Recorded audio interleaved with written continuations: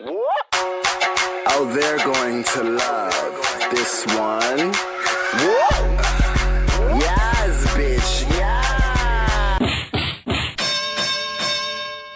Hey y'all, welcome to the podcast. This podcast is actually going to be very short, very condensed, a little bit half-assed. And before you say, Lily, aren't all the podcast half-assed? Well, yeah, but more because I'm going to Mexico next week. Actually, I'm going to Mexico tonight, but I'm going to be in Mexico for a week, so yeah. And the bitch hasn't even packed. So yeah, let's get started. I'm not going to talk about the Lomachenko-Croya fight because it's happening tonight, and most of you guys are probably listening to this like days later, so it would be irrelevant. So I don't know, he's probably gonna smoke Croya. I think he's a British fighter, right? Is Croya British, Italian? What is he? Let me look it up. Yeah, so Croya is actually from the UK, and I hate to sound like this, like an asshole, but we all know that most of the time UK fighters are kind of overrated, and yeah, I think we all think Lomachenko is going to beat this guy.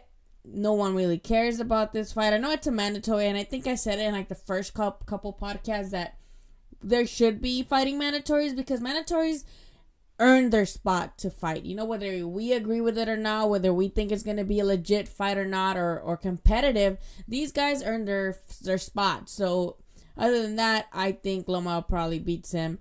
But, hopefully he fights somebody that we want him to fight next. But I think the whole thing here is the promoter issue. It's always going to be the promoter issue. Everybody wants to see Lomachenko versus Mikey. Everybody wants to see Lomachenko. Some people want to see Lomachenko versus Pacquiao. Some people want to see Lomachenko against Tank.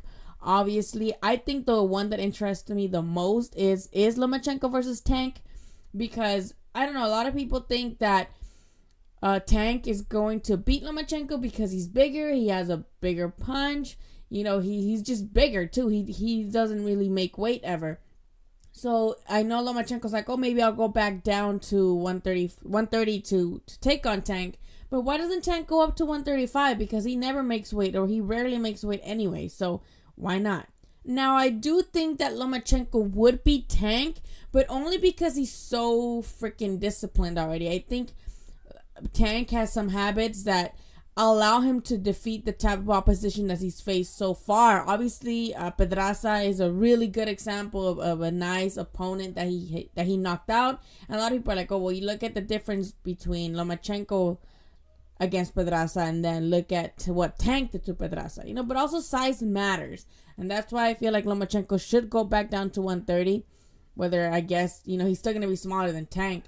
So it's just one of those things that size matters.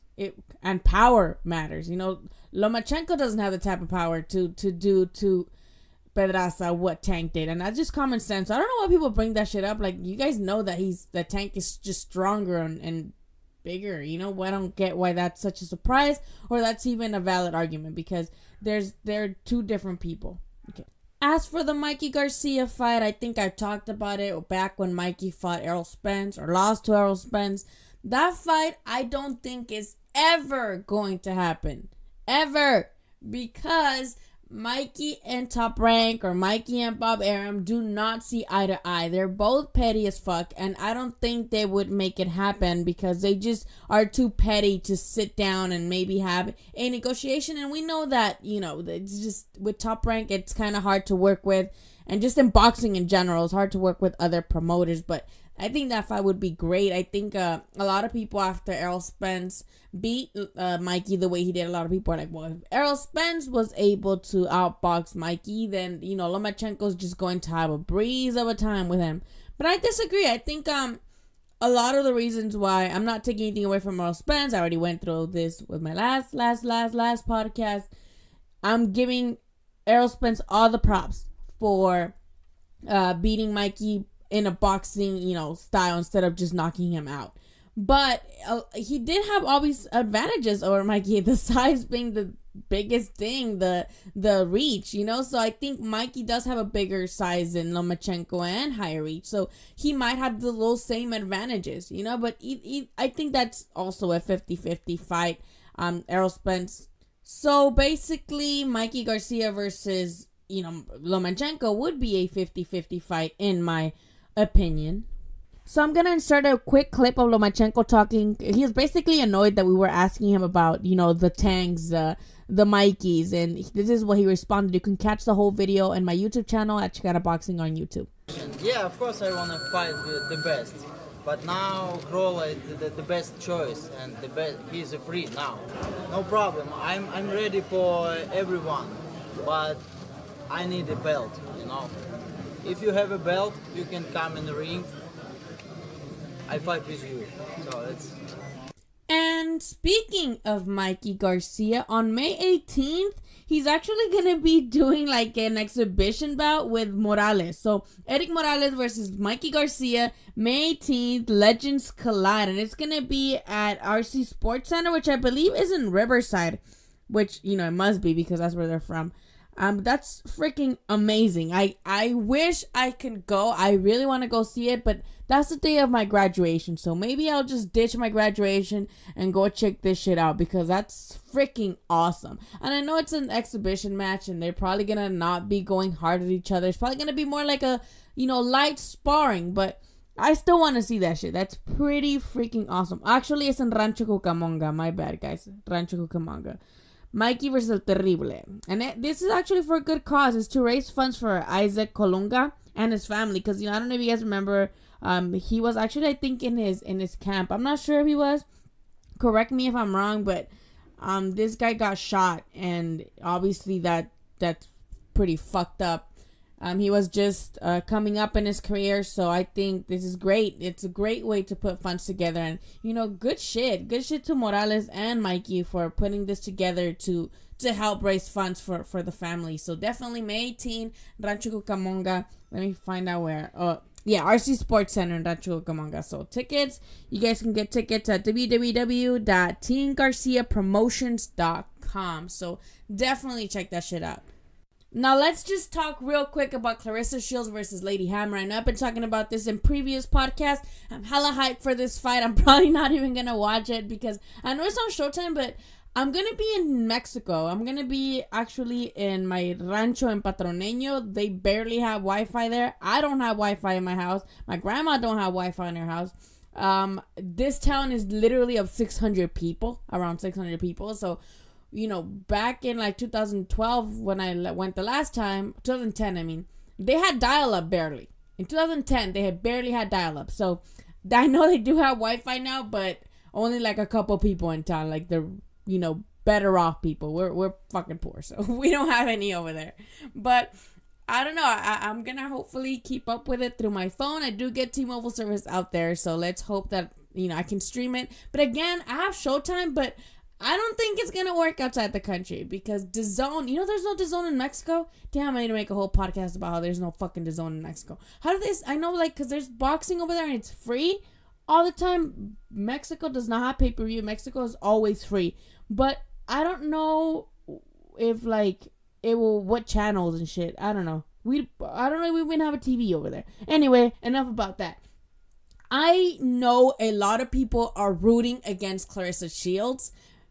And honestly, trust me, I get it. I get it because she's been known to say some just questionable shit in the past. And, she had Wilder up against Fury. And she just is obviously very, very, very biased. There was also a video that surfaced of her, talking shit about, some kid in an amateur fight. I think it was Fernando Vargas' son who was fighting one of her, I don't know, relatives or friends, and when Fernando Vargas' son won, she was clearly upset, and I don't remember who posted it, but she was just acting all sorts of out of pocket, and I know you guys don't like her because of that, right? Because she says a bunch of weird stuff, but at the same time, you guys are gonna have to put your emotions aside because she's a 2-time Olympic medalist, and she has done so much in such little time as a professional.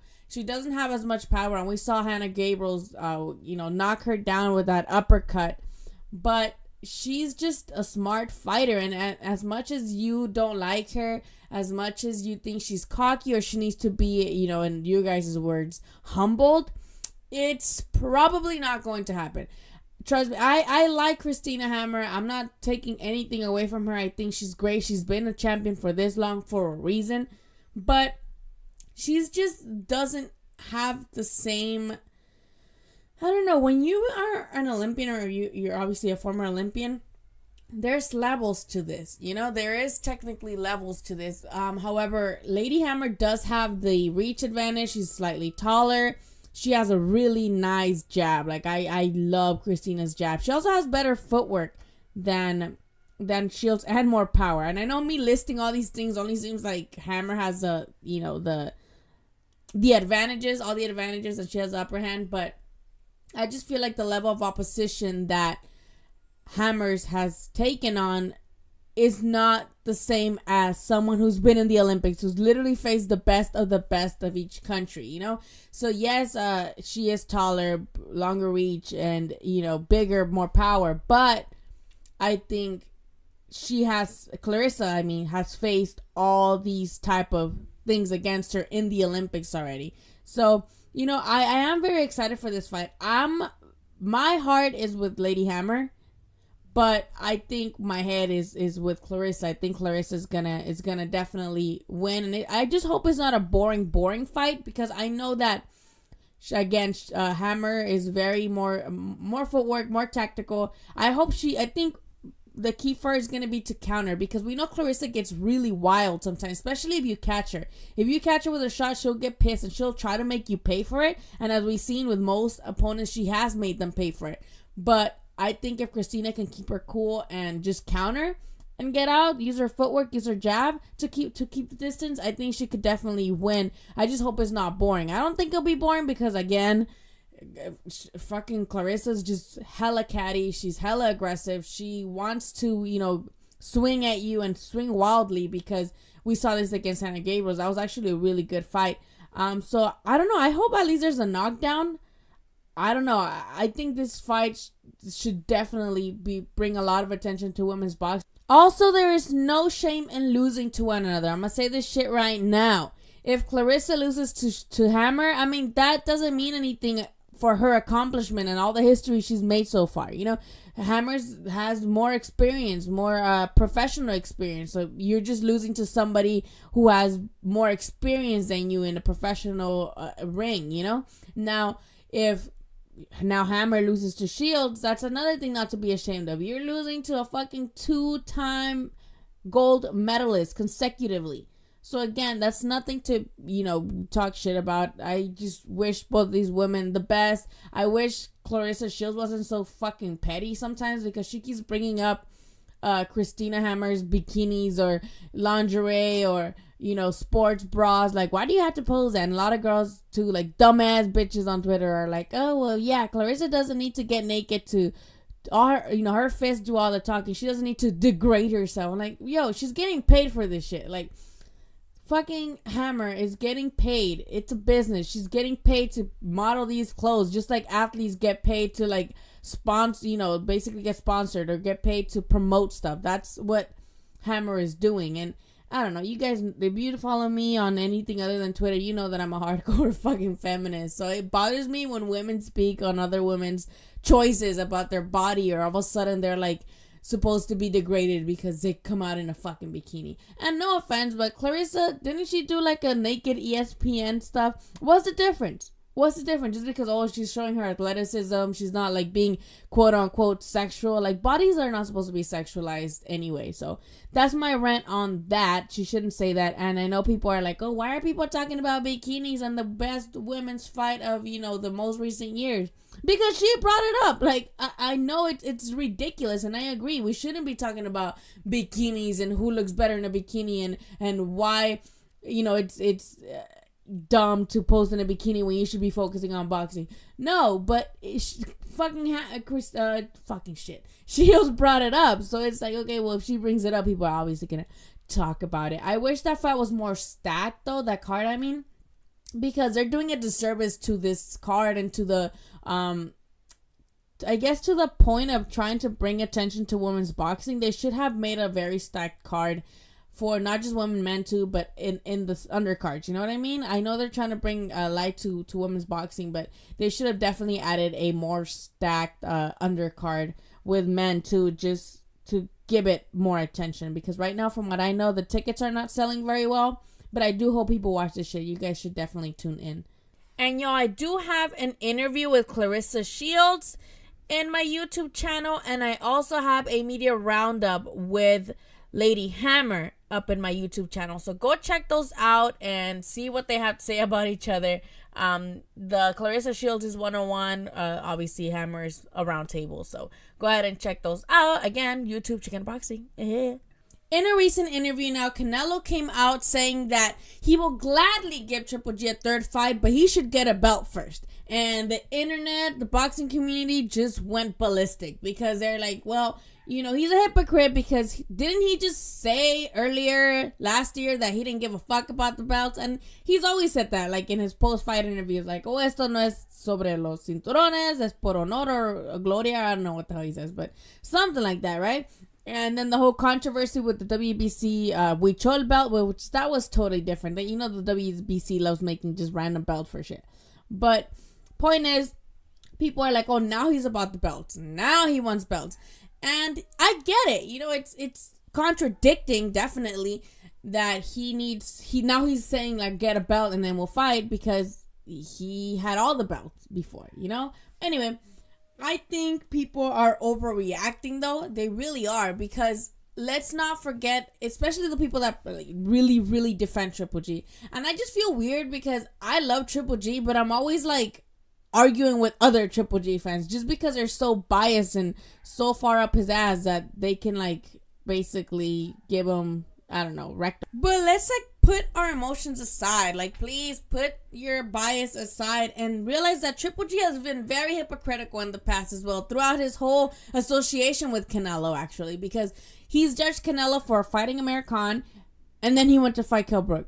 And then he judged Canelo saying, oh, he's, you know, businessman, he doesn't care about sport, he wants money. And then he asked for, like, money to fight Canelo, like more money, which again, I don't think that's wrong. He deserves money. He should. Again, I had this debate basically in my last podcast, not debate because I didn't have a debate with anybody, but you know what the fuck I mean. I talked about this in like some previous podcast about how yes, Triple G should have been the A side, but that's not how it works in boxing. That's just not how it fucking works. So he's like, oh no, it's about sport, it's about, you know, this is boxing, right?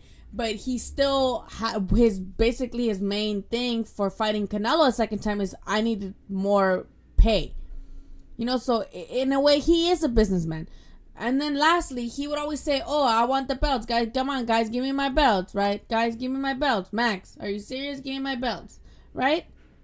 But even when he supposedly wanted all the belts, he wanted unification, he wanted to be undisputed, he continued to pursue Canelo. Even, you know, a lot of people say, oh, well, you know, he got robbed the first fight. I think he won the first fight too.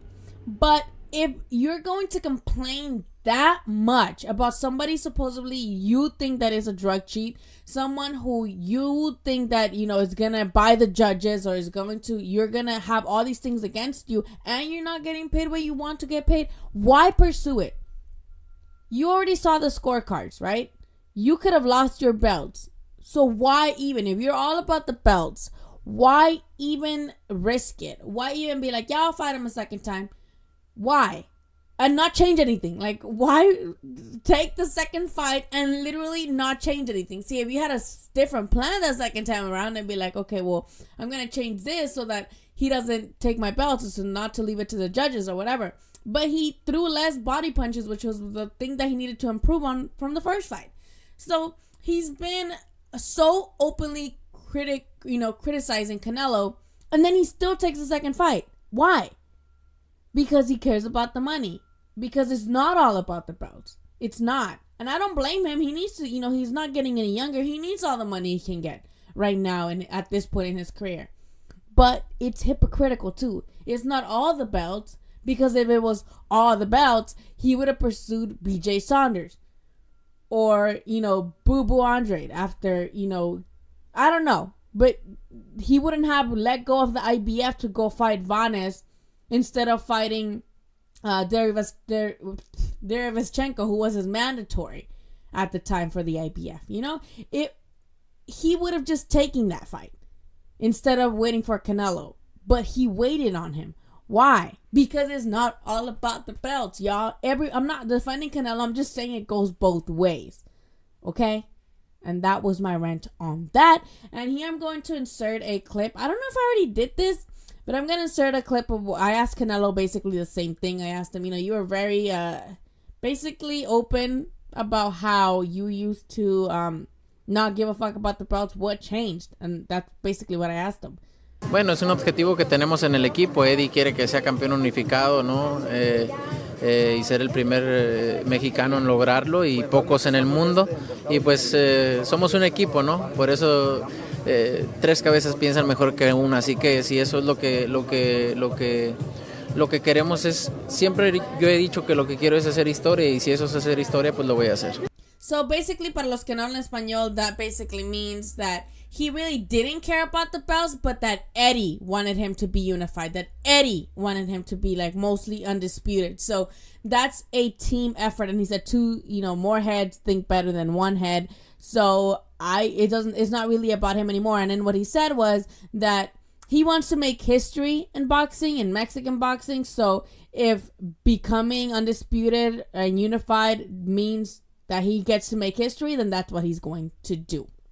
Alright, guys, again, thank you so much for the fucking support, because honestly, I was just gonna do this for fun and to just rant about stuff, but I'm getting more listeners than I thought I would. I thought I was gonna get like 5, 6, 20, 40 or something, but I'm actually seeing okay numbers, like, for not having that many followers.